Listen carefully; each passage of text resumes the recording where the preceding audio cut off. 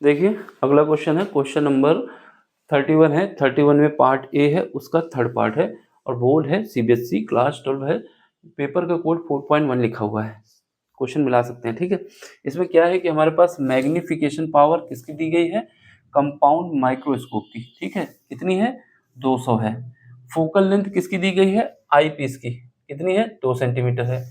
जो final image कहाँ बन रही है, इनफाइनाइट पे बन रही है, ठीक है। अब आपसे ये कह रहा है कि मैग्निफिकेशन पावर आपको बताना है किसकी, ऑब्जेक्टिव लेंस की, ठीक। तो कैसे बताओगे, देखो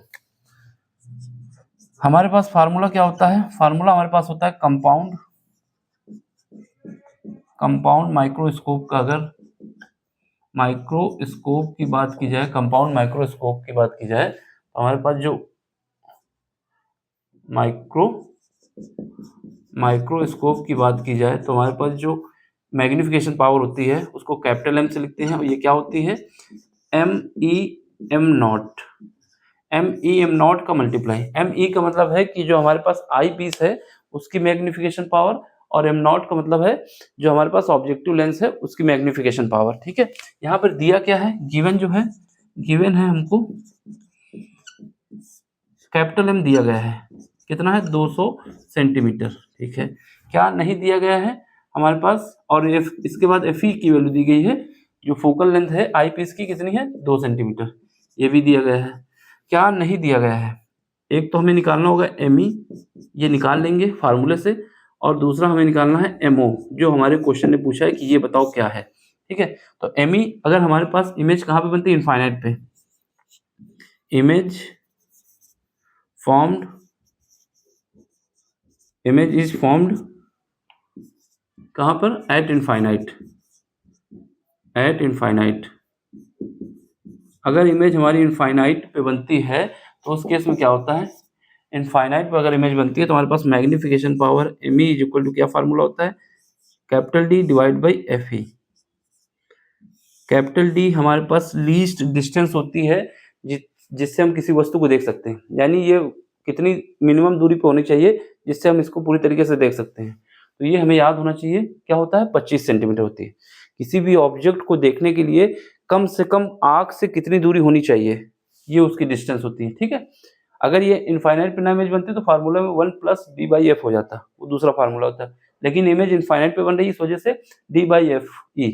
FE की दिया गया है 2 सेंटीमीटर, और ये क्या होता है, हमने बोला कि किसी वस्तु को आंख से कितनी दूरी पर रखा जाए कि उसकी इमेज हमें बन सके, तो वो हमारे पास 25 सेंटीमीटर होती है। ये वैल्यू याद होनी चाहिए। तो D क्या होता है, 25 सेंटीमीटर, ठीक है। अब हमारे पास यहाँ से ME निकाल लो, ME कितना निकाल आएगा, 25, और ये कितना है, ये हमारे पास 2 सेंटीमीटर है, ये निकाल आया। अब हमारे पास इस पे आ जाओ, M is equal to ME और M0, ठीक है। M0 यहाँ पर ME कैपिटल M कितना है, 200 दिया हुआ है, ठीक है, इज इक्वल टू ME कितना है, ME तो हमने अभी निकाला है ना, 25/2, और M0 हमें निकालना है। यहाँ से काटोगे तो कितनी बार वो कट जाएगा, 8 बार में। मल्टीप्लाई कर दो 2 का इसमें, तो M0 आ जाएगा 16 सेंटीमीटर, यानी हमारे पास जो ऑब्जेक्टिव लेंस है वो 16 सेंटीमीटर की डिस्टेंस पे रखा होगा। सिंपल सा क्वेश्चन है, 5 नंबर में तो आपसे पूछ लिया गया है, केवल आपसे व्यवहार मिलाने के लिए, ठीक है। बाकी इसमें कुछ था नहीं, समझ लो, देख लो, कहीं पर भी कोई दिक्कत हो तो आप हमसे पूछ सकते हैं, ठीक। अब मिलते हैं अगले क्वेश्चन में, अगले लेक्चर के साथ। तो समझ में आया तो लाइक शेयर सब्सक्राइब कर देना, यही उम्मीद करते हैं कि आपको अगर पसंद आया होगा तो लाइक शेयर सब्सक्राइब जरूर करेंगे और अपना सपोर्ट देंगे हमको, ठीक है। एक्चुअली इसमें 3 पार्ट है ना, तो 2 नंबर का मान सकते हो क्वेश्चन, और इसके बाद थ्योरी भी है, तो ये 2 नंबर में मानोगे तब भी ठीक है, 2 नंबर तो मिल ही जाएंगे। लाइक शेयर सब्सक्राइब जरूर होना चाहिए, यही उम्मीद करते हैं। Thank you for watching.